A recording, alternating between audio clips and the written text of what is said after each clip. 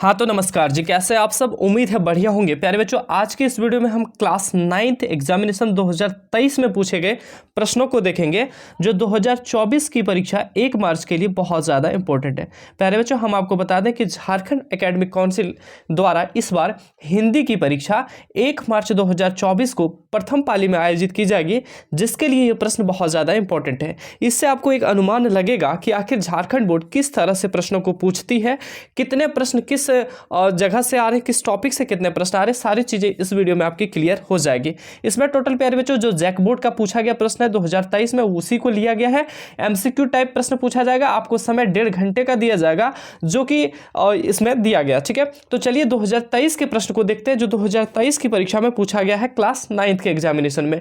Video को शुरू करने से पहले एक छोटा सा आपको रिक्वेस्ट करूंगा कि वीडियो को कंटिन्यू एंड तक जरूर देखिएगा, क्योंकि यहाँ पे सभी चीजें आपको वो बताई गई है कि आपके एग्जाम में किस टॉपिक से कैसे क्वेश्चन आ रहे हैं। हर एक चीजों को कवर करने की कोशिश की गई है, तो प्लीज वीडियो को अंत तक देखिएगा। प्यारे बच्चों, 40 अंकों के सवाल पूछे जाएंगे और 1.5 घंटे आपको समय दिए जाएंगे। कुछ इंस्ट्रक्शन दिए गए हैं, आप चाहे तो इसे पढ़ सकते हैं। देखिए, कुछ इंस्ट्रक्शन दिया गया, हमने यहाँ पे स्लो कर दिया है ताकि आप इसको पढ़ सकते हैं। ठीक है, चलिए अब आगे हम लोग देखते हैं, लेकिन उससे पहले यहाँ पे एक चीज लिखा है कि OMR उत्तर पत्रक पर दिए गए निर्देशों का ध्यानपूर्वक पालन कीजिए। यानी कि जो आपको OMR सीट दी जाएगी उस पर कुछ निर्देश रहेंगे, उनको आपको बहुत अच्छे से रीड करना है और उनको फॉलो यानी कि पालन भी करना है। ये नहीं कि उसको लिखा हुआ जो है उसको इग्नोर करना है। ठीक है, नहीं तो आपका OMR जो आंसर सीट है उनकी जांच नहीं की जाएगी। कोई टेंशन नहीं लेना, एग्जाम बहुत ही इजी होगा, हार्ड क्वेश्चन नहीं पूछा जाएगा। आइए शुरू करते हैं। देखिए, सबसे पहले अपठित गद्यांश और पद्यांश से सवाल पूछे गए 1 नंबर से 4 नंबर तक। यहाँ पे एक गद्यांश दिया गया है और उससे रिलेटेड सवाल है। देखिए, गद्यांश कुछ इस तरह से है, शिष्टाचार संस्कृति का द्योतक है। ठीक है, जो व्यक्ति जितना ही सुसंस्कृत होता है, उसका आचार विचार उतना ही शिष्ट होता है। शिष्ट परिवार में जिसका लालन पालन हुआ है, शिष्ट वातावरण में जो पनपा है, उसे अगर स्कूल कॉलेज की शिक्षा नहीं भी मिलेगी तो उसमें शिष्टाचार की कमी नहीं होगी। और जो गुरु से ही अनुशासनहीन समाज या वातावरण में पाला पोसा गया होगा, जो शुरू से ही जी अनुशासनहीन या वातावरण में, ऐसे वातावरण में पाला पोसा हो गया जिसके परिवार में शिष्टता की हवा तक नहीं बहती, स्कूल कॉलेज की शिक्षा पाने के बाद भी उसमें शिष्टाचार का अभाव रहेगा। इस तरह से इसमें लिखा गया। ठीक है, भले ही वह शिक्षा के आवरण से ढका हो।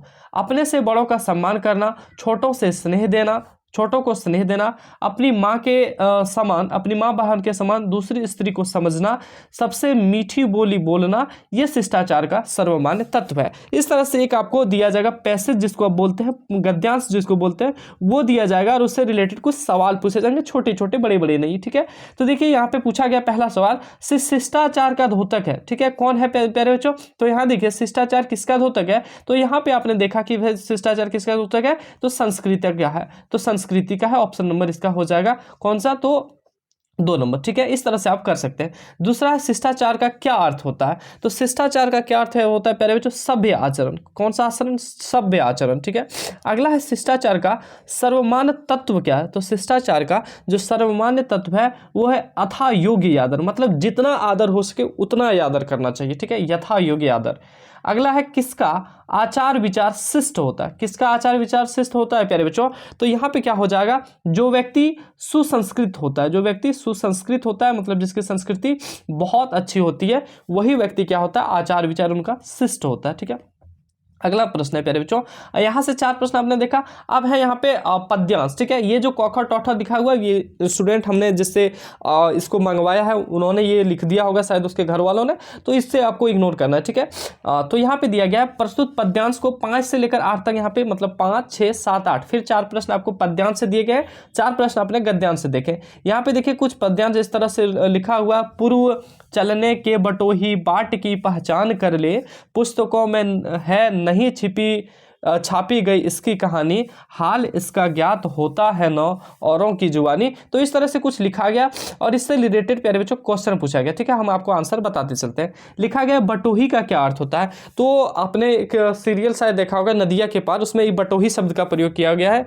ठीक है, तो इसमें पूछा गया 5वें नंबर पे कि बटोही का क्या अर्थ होता है, तो राही होता है प्यारे बच्चों। बटोही मीन्स क्या होता है, राही होता है। ऑप्शन नंबर 2 इस प्रश्न का बिल्कुल सही जवाब हो जाएगा। ठीक है, अगला प्रश्न देखते हैं प्यारे बच्चों। यहाँ से दिया गया है, कवि ने किसकी पहचान करने की बात कही है। तो कवि ने किसकी पहचान करने की बात कही है, अगर आप उसको पढ़िएगा तो आपको पता चलेगा पथ की पहचान करने की बात कही है। ठीक है, हर सफल पंथी क्या इसके हर सफल पंथी क्या करके इस पर खड़ा है, ये पूछा गया। तो प्यारे बच्चों इसका क्या होगा, विश्वास। ठीक है, अगला है, यह निशानी क्या होकर भी कुछ बहुत कुछ बोलती है। यह निशानी क्या होकर भी बहुत कुछ बोलती है, तो इस प्रश्न का आंसर हो जाएगा प्यारे बच्चों, मुख होकर भी बहुत कुछ बोलती है। ठीक है, और यहाँ तक आपका था प्यारे बच्चों 1 नंबर से 8 नंबर तक। तो पहले तो पैसेज और गद्यांश और पद्यांश से सवाल था। अब आपका खंड ख आता है जिसमें व्याकरण से रिलेटेड सवाल है। ठीक है, व्याकरण से रिलेटेड सवाल है। तो पहला सवाल है कि विद्वान का स्त्रीलिंग, सही स्त्रीलिंग क्या होगा। तो विद्वान का प्यारे बच्चों सही स्त्रीलिंग क्या होता है, विदुषी होता है। ऑप्शन नंबर 4 इस प्रश्न का बिल्कुल सही जवाब हो जाएगा। ठीक है, इसी तरह से स्त्रीलिंग पूछा जाएगा, पुल्लिंग पूछा जाएगा, आपको विलोम शब्द, मुहावरा, यही सब पूछा जाएगा। उपसर्ग प्रत्यय, छोटा छोटा चीज पूछा जाएगा। ठीक है, अगला है, मनुष्य एक डैश प्राणी है, सही शब्द से रिक्त स्थान को भरे। तो मनुष्य एक कैसा प्राणी है, जो प्राकृतिक प्राणी, सांस्कृतिक प्राणी, राजनीतिक प्राणी या सामाजिक प्राणी। तो मनुष्य एक प्यारे बच्चों सामाजिक प्राणी है। ऑप्शन नंबर 4 इस प्रश्न का बिल्कुल सही जवाब हो जाएगा। ठीक है, अगला प्रश्न है, मानवीय शब्द में क्या प्रत्यय है। प्रत्यय प्यारे बच्चों 2 चीजें होती है, एक उपसर्ग होता है, एक उपसर्ग होता है और एक प्रत्यय होता है, एक प्रत्यय होता है। प्यारे बच्चों उपसर्ग जो है किसी शब्द के पहले लगता है, उपसर्ग जो है पहले लगता है, प्रत्यय जो है बाद में लगता है। तो यहाँ पे प्रत्यय पूछा गया, तो मानव में कौन सा प्रत्यय है, तो देखिए मानव। प्यारे बच्चों मानव और क्या मिलके बना है, मानवीय। तो उसी से आपको प्रत्यय खोजना है। मानव और ई और य, मानवीय, इस तरह से बना है प्यारे बच्चों। तो इस प्रश्न का जो सही आंसर हो जाएगा 11वें नंबर प्रश्न का, वो 3 नंबर हो जाएगा। ठीक है, देखिए हर्षई दिया गया है, ये दीर्घई है। मानवीय जो लिखा गया है इसमें दीर्घई है, और हर्षई इस तरह से लिखाता है, दीर्घई इस तरह से लिखाता है। देखिए 2 ऑप्शन है, हर्षई दीर्घई दोनों से। तो इसमें जो प्रश्नों का आंसर हो जाएगा वो दीर्घई होगा। ठीक है, दीर्घ ई हो जाएगा, हर्षई नहीं होगा। तो ठीक है, तो मानवीय किस तरह से बना है, मानव। सो देखिएगा मानव जोड़ ई। ठीक है, मानवीय इस तरह से बना है, इसलिए इस प्रश्न का आंसर हो जाएगा 3 नंबर। ठीक है, अगला प्यारे बच्चों, सुक्ति में सही उपसर्ग कौन है। सुक्ति में सही उपसर्ग मतलब पहले वाला, उपसर्ग मतलब प्यारे बच्चों पहले वाला। तो देखिए पहले क्या लगा है उसको आपको देखना। देखिए सुक्ति जो है, सुक्ति 2 शब्द के से मिलकर बना, एक तो सु और एक उक्ति, सु और एक उक्ति। ठीक है, तो इस प्रश्न का प्यारे बच्चों 12वें नंबर प्रश्न का आंसर क्या हो जाएगा, सु जोड़ उक्ति। तो 1 नंबर हो जाएगा सुउक्ति। ठीक है, सु जोड़ उक्ति क्या हो जाएगा, सुउक्ति हो जाएगा। ठीक है, अगला प्रश्न देखिए प्यारे बच्चों, वह घर जाते ही काम में लग गया, यह कौन वाक्य है। घर जाते ही काम में लग गया, तो ये कौन सा वाक्य है प्यारे बच्चों, तो ये एक सरल वाक्य है। ठीक है, घर जाते ही काम में लग गया। अगला है प्यारे बच्चों, रचना की दृष्टि से वाक्य के कितने भेद हैं, तो 3 भेद हैं प्यारे बच्चों, रचना की दृष्टि से वाक्य के 3 भेद हैं। अगला प्रश्न है, नेय चिन्ह का प्रयोग किस कारक में होता है। नेय चिन्ह का, तो कर्ता ने आप पढ़े होंगे ना, कर्ता ने कर्म को करण से, तो इससे में आता है कर्ता ने, नए चिन्ह का प्रयोग कर्ता में होता है। ऑप्शन नंबर 2 15वें नंबर प्रश्न का बिल्कुल सही जवाब हो जाएगा। अगला 16वां नंबर है, नीचे लिखे वाक्यों में कौन सा वाक्य शुद्ध है। देखिए मीरा ने भजन गाया, ये अशुद्ध है। मीरा ने भजन गाई, ये शुद्ध है। मीरा ने भजन गाई होगी, ये भी शुद्ध है। मीरा ने भजन नहीं गाई है, ये भी शुद्ध है। तो यहाँ पे क्वेश्चन में थोड़ा सा शायद गलती हुआ है, यहाँ पे कौन सा वाक्य अशुद्ध होना चाहिए था, कौन सा वाक्य अशुद्ध होना चाहिए था, ये सही क्वेश्चन होता। तो इसका सही जवाब हो जाता 1 नंबर। हालांकि ये प्रश्न में सारे ही तीनों वाक्य क्या है, शुद्ध है, इसलिए ये 1 नंबर अशुद्ध है। तो यहाँ पे अशुद्ध पूछा जाना था, जो कि क्वेश्चन गलत है। हालांकि अगर बोर्ड एग्जाम में कोई क्वेश्चन गलत होता है या क्वेश्चन के ऑप्शंस गलत होते हैं, तो आपको उस क्वेश्चन का नंबर फ्री में दिया जाएगा। आपको उसके लिए कोई एफर्ट नहीं करना होगा, कोई आपको गलत भी लगा दिया तो कोई दिक्कत नहीं होगा। ठीक है, अगला है 17वां नंबर प्रश्न, निम्न में से फूल का पर्यायवाची शब्द क्या है। पहले बच्चों फूल का पर्यायवाची शब्द पूछा गया, बचपन से आप पढ़ते आ रहे हैं कि फूल का पर्यायवाची क्या होता है, सुमन। हम सब सुमन एक उपवन के, यानी कि हम सब सुमन एक उपवन के, एक हमारी धरती आप पढ़े होंगे। तो उपवन मतलब होता है बगीचा, और बगीचा में जो सुमन है यानी कि फूल है, बस एक ही है। ठीक है, वही पूछा गया। प्रसाद और प्रासाद शब्द युग्म का सही अर्थ पूछा गया। प्रसाद और प्रासाद शब्द युग्म का सही पूछा गया, तो क्या हो जाएगा कृपा महल, क्या हो जाएगा कृपा महल हो जाएगा। ऑप्शन नंबर 2 इस प्रश्न का बिल्कुल सही जवाब हो जाएगा। अगला प्यारे बच्चों, सरल का सही विलोम शब्द पूछा गया। सरल का सही विलोम शब्द क्या हो जाएगा, तो प्यारे बच्चों सरल का क्या होता है, कठिन होता है। सरला होता है नहीं जी, सरली नहीं, कठिनाई नहीं, कठिन होगा सरल का विलोम शब्द, ठीक है। अगला है घोड़े बेचकर सोना, मुहावरे का सही अर्थ क्या है, तो घोड़े बेचकर सोना यानी कि निश्चित होकर सोना, निश्चिंत होकर सोना, घोड़े बेचकर सोना। आप एग्जाम में कोई घोड़े बेचकर थोड़ी ना सोता, आपको भी नहीं सोना है, नहीं तो गड़बड़ हो जाएगा, ठीक है।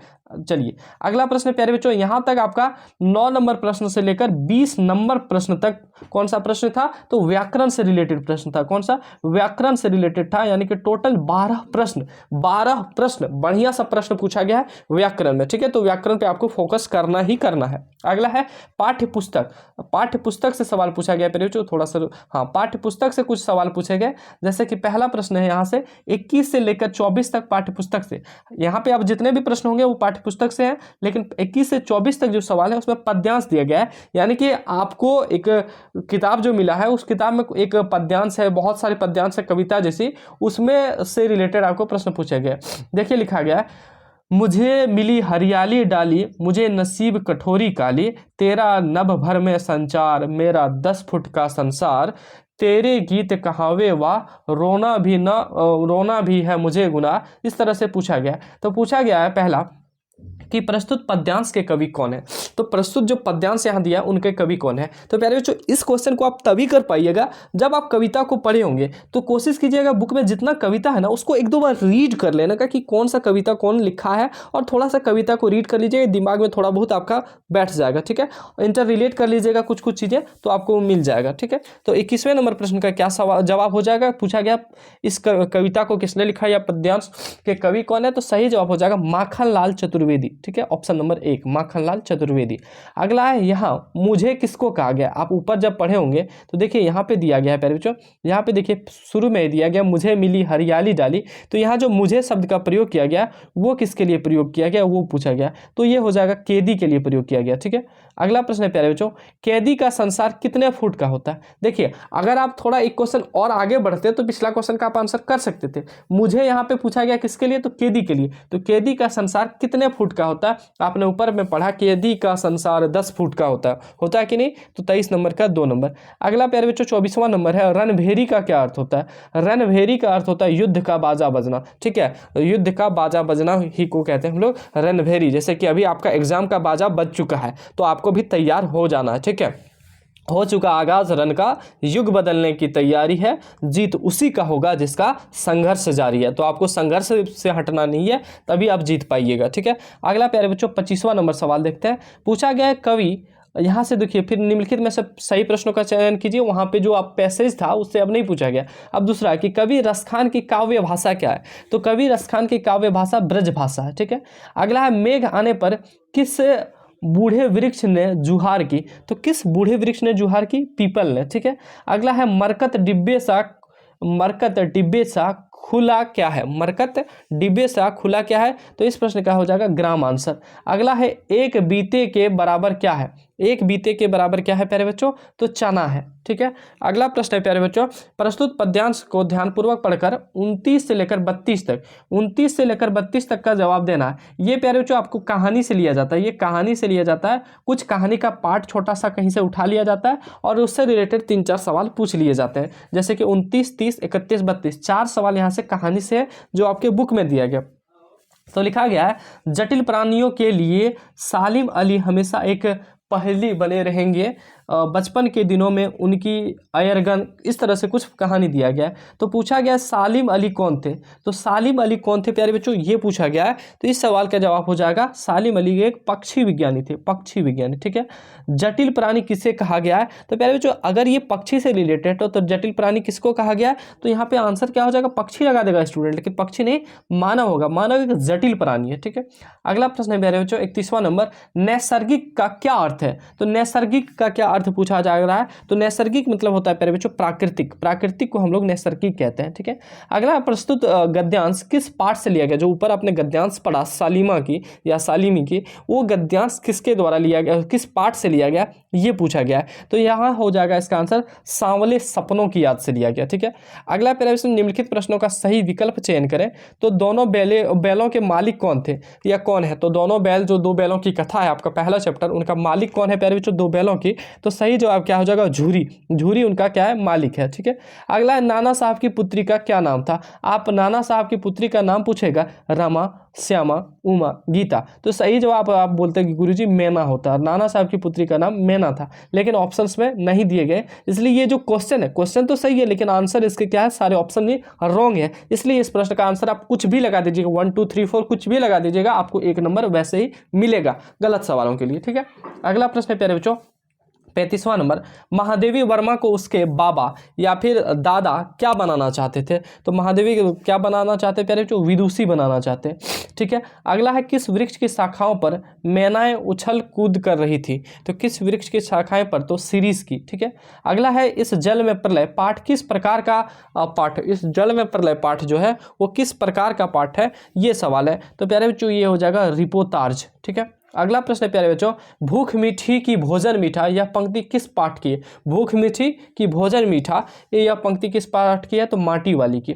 अगला प्यारे बच्चों 39वां नंबर सवाल है, उमा क्या लेकर लड़कों वालों के पास आती है? तो पान की तस्तरी लेकर जो है लड़कों वालों के पास आती है। अगला और अंतिम सवाल है प्यारे बच्चों, माटी वाली पाठ में किस शहर का वर्णन हुआ है? तो माटी वाली पाठ में प्यारे बच्चों किस शहर का वर्णन हुआ है? तो टिहरी का वर्णन हुआ। ऑप्शन नंबर 1 इस प्रश्न का बिल्कुल सही जवाब हो जाएगा। प्यारे बच्चों इसी तरह से आपके बोर्ड एग्जाम 2024 में 1 मार्च को 40 सवाल हिंदी में पूछे जाएंगे, बिल्कुल इजी शब्दों में रहेंगे। जितना सवाल यहाँ पे जैसे 12 ग्रामर से हैं तो 12 आपके ग्रामर यानी कि व्याकरण से रहेंगे, 8 सवाल आपके अपठित गद्यांश जो आपने नहीं पढ़ा वैसा गद्यांश से रहेगा, बाकी 12 8 20 के अलावा जो 20 सवाल रहेंगे आपके बुक से रहेंगे। बुक में से भी 4 सवाल आपके रहेंगे पद्यांश से, 4 सवाल आपके रहेंगे गद्यांश से, तो 4 4 8 सवाल उधर रह जाएंगे। टोटल इस तरह से आपके प्रश्न पूछे जाएंगे। प्यारे बच्चों इस वीडियो को यहीं एंड करते हैं, लेकिन उससे पहले हम आपको बताते हैं कि अगर आप इसी तरह की और भी वीडियोस पाना चाहते हैं तो इस YouTube चैनल को आप सब्सक्राइब कर सकते हैं। अगर आपको वीडियो अच्छी लगी हो तो आप चैनल को चाहे तो सब्सक्राइब कर लीजिए और आने वाली वीडियोस के लिए आप नोटिफिकेशन का बेल भी दबा सकते हैं। तो प्यारे बच्चों मिलते हैं आप सबों के बीच अगले वीडियो में, तब तक के लिए सभी को धन्यवाद।